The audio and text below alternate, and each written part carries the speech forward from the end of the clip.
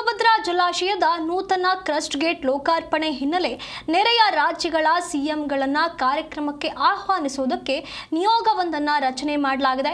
ಕಾರ್ಯಕ್ರಮಕ್ಕೆ ನೆರೆಯ ರಾಜ್ಯಗಳಾದ ಆಂಧ್ರ, ತೆಲಂಗಾಣ ಈ ರಾಜ್ಯಗಳ ಸಿಎಂಗಳನ್ನು ಖುದ್ದು ಆಹ್ವಾನ ಮಾಡುವುದಕ್ಕೆ ನಿಯೋಗ ರಚನೆ ಮಾಡಲಾಗಿರುವಂಥದ್ದು. ಆದಾಗ್ಯೂ ಖುದ್ದು ಹೋಗಿ ಕಾರ್ಯಕ್ರಮಕ್ಕೆ ಆಹ್ವಾನವನ್ನ ನೀಡಲಿದ್ದಾರೆ ರಾಯರೆಡ್ಡಿ ಹಾಗೂ ಬಸನಗೌಡ ಬಾದರ್ಲಿ ಅವರು.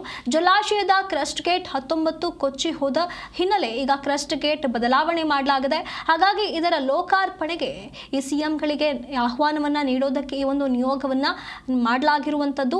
ಫಲಾನುಭವಿಗಳಾಗಿರುವಂಥದ್ದು ಅಂದರೆ ಆಂಧ್ರ, ತೆಲಂಗಾಣ ಕೂಡ ಈ ಜಲಾಶಯದ ಫಲಾನುಭವಿಗಳಾಗಿದ್ದಾರೆ.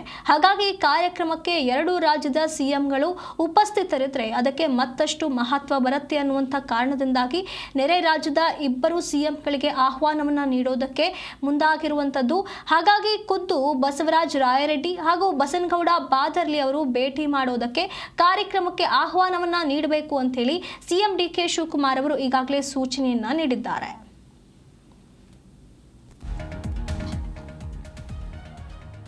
ಇಲ್ಲಿ ತುಂಗಭದ್ರಾ ಜಲಾಶಯದ ನೂತನ ಕ್ರಸ್ಟ್ ಗೇಟ್ ಅಳವಡಿಕೆ ಆಗಿರುವಂಥದ್ದು. ಈ ಹಿಂದೆ 19ರ ಗೇಟ್ ಕೊಚ್ಚಿ ಹೋಗಿತ್ತು. ಹಾಗಾಗಿ ಈ ಹಿನ್ನೆಲೆಯಲ್ಲಿ ಕ್ರಸ್ಟ್ ಗೇಟ್ ಬದಲಾವಣೆ ಮಾಡಲಾಗಿದೆ. ಹಾಗಾಗಿ ಈ ಒಂದು ಲೋಕಾರ್ಪಣೆ ಕಾರ್ಯಕ್ರಮದಂದು ನೆರೆಹೊರೆಯ ರಾಜ್ಯದವರಾದಂಥ ತೆಲಂಗಾಣ ಮತ್ತು ಆಂಧ್ರದ ಸಿಎಂಗಳಿಗೆ ಖುದ್ದಾಗಿ ಆಹ್ವಾನವನ್ನ ನೀಡಬೇಕು ಅಂತ ಹೇಳಿ ಸಿಎಂ ಡಿಕೆ ಶಿವಕುಮಾರ್ ಅವರು ಈಗಾಗಲೇ ಸೂಚನೆಯನ್ನ ನೀಡಿದ್ದಾರೆ. ಹಾಗಾಗಿ ಖುದ್ದಾಗಿ ಬಸನಗೌಡ ಬಾದರ್ಲಿ ಹಾಗೂ ಬಸವರಾಜ ರಾಯರೆಡ್ಡಿ ಅವರು ಖುದ್ದಾಗಿ ಹೋಗಿ ಇಬ್ಬರು ಸಿಎಂಗಳನ್ನ ಆಹ್ವಾನಿಸಲಿದ್ದಾರೆ ಅನ್ನುವಂಥ ಮಾಹಿತಿ ಇರುವಂಥದ್ದು. ಅದು ಅಲ್ಲದೆ ಒಂದು ನಿಯೋಗವನ್ನ ಕೂಡ ರಚನೆ ಮಾಡಲಾಗಿರುವಂಥದ್ದು. ಈ ಒಂದು ಕಾರ್ಯಕ್ರಮದಲ್ಲಿ ಇಬ್ಬರು ಸಿಎಂಗಳು ಭಾಗವಹಿಸಿದ್ರೆ ಮತ್ತಷ್ಟು ಮಹತ್ವ ಈ ಒಂದು ಕಾರ್ಯಕ್ರಮಕ್ಕೆ ಬರುತ್ತೆ ಅಂತ ಹೇಳಲಾಗ್ತಾ ಇರುವಂಥದ್ದು.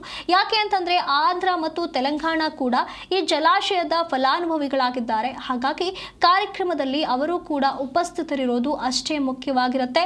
ಹಾಗಾಗಿ ಇಬ್ಬರು ಸಿಎಂಗಳನ್ನ ಈ ಒಂದು ಕಾರ್ಯಕ್ರಮಕ್ಕೆ ಆಹ್ವಾನಿಸಬೇಕು ಅಂತ ಹೇಳಿ ಡಿಕೆ ಶಿವಕುಮಾರ್ ಅವರು ಈಗಾಗಲೇ ಇದರ ಬಗ್ಗೆ ಸೂಚನೆಯನ್ನ ನೀಡಿರುವಂಥದ್ದು. ಹಾಗಾಗಿ ಇದರ ಅನುಗುಣವಾಗಿ ಸಿಎಂ ಇಬ್ಬರಿಗೂ ಕೂಡ ಇದರ ಬಗ್ಗೆ ಆಹ್ವಾನ ಹೋಗುತ್ತೆ. ಈ ಬಗ್ಗೆ ಹೆಚ್ಚಿನ ಮಾಹಿತಿಯನ್ನು ನಮ್ಮ ಪ್ರತಿನಿಧಿ ಬಸವರಾಜ್ ನೀಡ್ತಾ ಹೋಗ್ತಾರೆ. ಬಸವರಾಜ್, ಜೂನ್ 25ರಂದು ನೂತನ ಕ್ರಸ್ಟ್ ಗೇಟ್ ಲೋಕಾರ್ಪಣೆ ಇದೆ. ಇದಕ್ಕಾಗಿ ಇಬ್ಬರು ಸಿಎಂಗಳನ್ನ ತೆಲಂಗಾಣ ಮತ್ತು ಆಂಧ್ರ ಸಿಎಂ ಇಬ್ಬರನ್ನು ಕೂಡ ಆಹ್ವಾನಿಸಬೇಕು ಅಂತ ನಿರ್ಧರಿಸಲಾಗಿದೆ. ಆಹ್ವಾನ ಹೋಗಿದೆಯಾ ಅಥವಾ ಇನ್ನು ಹೋಗ್ಬೇಕಾ ಅಂತ? ಹೌದು ಸುನಿಧಿ, ಏನಂತಂದ್ರೆ ಕೊಪ್ಪಳ ಮತ್ತು ರಾಯಚೂರು ಮತ್ತು ಬಳ್ಳಾರಿ ಹಾಗೆ ವಿಜಯನಗರ 4 ಜಿಲ್ಲೆಗಳಿಗೆ ಜೀವನಾಡಿಯಾಗಿರ್ತಕ್ಕಂತಹ ತುಂಗಭದ್ರಾ ಜಲಾಶಯ ಕ್ರಸ್ಟ್ ಗೇಟ್ ಈಗಾಗಲೇ ಎಲ್ಲ ಒಂದು ಕಾಮಗಾರಿ ಪೂರ್ತಿ ಸಂಪೂರ್ಣವಾಗಿ ಮುಗಿದಿರೋದ್ರಿಂದಾಗಿ ಇದೇ ಒಂದು ಜೂನ್ 25ನೇ ತಾರೀಕು ಅದನ್ನು ಲೋಕಾರ್ಪಣೆ ಮಾಡುವಂತ ಒಂದು ನಿಟ್ಟಿನಲ್ಲಿ 3 ರಾಜ್ಯಗಳ ಒಂದು ಸಿಎಂಗಳ ಆ ಒಂದು ಲೋಕಾರ್ಪಣೆ ಕಾರ್ಯಕ್ರಮದಲ್ಲಿ ಭಾಗಿಯಾಗಬೇಕಾಗುತ್ತೆ. ಅದ್ರ ಜೊತೆಗೆ ನಮ್ಮ ನೆರೆಯ ರಾಜ್ಯಗಳಾಗಿರ್ತಕ್ಕಂತಹ ತೆಲಂಗಾಣ ಮತ್ತು ಆಂಧ್ರ ಪ್ರದೇಶ ಈ 2 ರಾಜ್ಯಗಳನ್ನ ಸಿಎಂಗಳಿಗೂ ಕೂಡ ಇಲ್ಲಿ ಆಹ್ವಾನ ನೀಡುವಂತ ಒಂದು ಕೆಲಸಕ್ಕೆ ಈಗಾಗಲೇ ಕರ್ನಾಟಕ ರಾಜ್ಯ ಸರ್ಕಾರ ಮಾಡ್ತಕ್ಕಂಥದ್ದು. ಅದಕ್ಕೆ ಒಂದು ಸಮಿತಿಯನ್ನ ರಚನೆ ಮಾಡಿರ್ತಕ್ಕಂಥದ್ದು ಒಂದು ಯಲಬುರ್ಗಾ ವಿಧಾನಸಭಾ ಕ್ಷೇತ್ರದ ಒಂದು ಶಾಸಕರಾಗಿರ್ತಕ್ಕಂತಹ ಮತ್ತು ಮಾಜಿ ಮುಖ್ಯಮಂತ್ರಿಗಳ ಆರ್ಥಿಕ ಸಲಹೆಗಾರರಾಗಿರ್ತಕ್ಕಂತಹ ಬಸವರಾಜ ರಾಯರೆಡ್ಡಿ ಅವರಿಗೂ ರಾಯರೆಡ್ಡಿ ಅವರ ನೇತೃತ್ವದಲ್ಲಿ, ಆಮೇಲೆ ರಾಯಚೂರಿನ ಒಂದು ಬೋಸರಾಜ್ ಮಾಜಿ ಸಚಿವರಾಗಿರ್ತಕ್ಕ ಬೋಸರಾಜ್ ಅವರನ್ನ ಒಂದು ಸಮಿತಿಯನ್ನ ರಚನೆ ಮಾಡಿ ಆ ಒಂದು ಸಿಎಂಗಳಿಗೆ ಅಂದ್ರೆ ನೆರೆಯ ರಾಜ್ಯದ ಒಂದು ಸಿಎಂಗಳಿಗೆ ಆಹ್ವಾನ ನೀಡುವಂತ ಒಂದು ಕೆಲಸಕ್ಕೆ ಈಗಾಗಲೇ ಅವರು ಕೊಟ್ಟಿರ್ತಕ್ಕಂಥದ್ದು. ಆ ಒಂದು 25ನೇ ತಾರೀಕಿನ ಲೋಕಾರ್ಪಣೆ ಆಗ್ತದೆ. ಕೆಲವೊಂದು ಸಂಬಂಧಪಟ್ಟಿರ್ತಕ್ಕಂತಹ ಸಚಿವರು, ಶಾಸಕರು ಕೂಡ ಈ ಒಂದು ಲೋಕಾರ್ಪಣೆ ಕಾರ್ಯಕ್ರಮದಲ್ಲಿ ಭಾಗಿಯಾಗ್ತಾರೆ.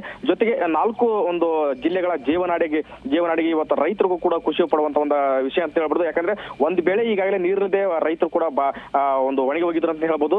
ಈಗ ಕ್ರಸ್ಟ್ ಗೇಟ್ ಸಂಪೂರ್ಣ ಕಾಮಗಾರಿ ಮುಗಿದಿರೋದ್ರಿಂದ ಎಲ್ಲೋ ಒಂದು ರೈತರಿಗೆ ಒಂದು ಬಹಳಷ್ಟು ಖುಷಿ ಆಗಿರ್ತಕ್ಕಂಥದ್ದು. ಮತ್ತೆ ನೀರು ಮಳೆ ಆಗಿದ್ರಿಂದ ನೀರು ಬಂದ್ರಪ್ಪ ಅಂದ್ರೆ ನಮಗೆ ಬೆಳೆ ಆದಷ್ಟು ಬೇಗ ಬೆಳೆಯನ್ನು ಬೆಳಕಬಹುದು ಅನ್ನುವಂತ ಒಂದು ಖುಷಿಯಲ್ಲಿ ಈಗ 4 ಜಿಲ್ಲೆಗಳ ಒಂದು ರೈತರು ಕೂಡ ಈ ಒಂದು ಲೋಕಾರ್ಪಣೆಗೋಸ್ಕರ ಕಾದು ಹೋಗ್ತದೆ ಅಂತ ಹೇಳ್ಬೋದು.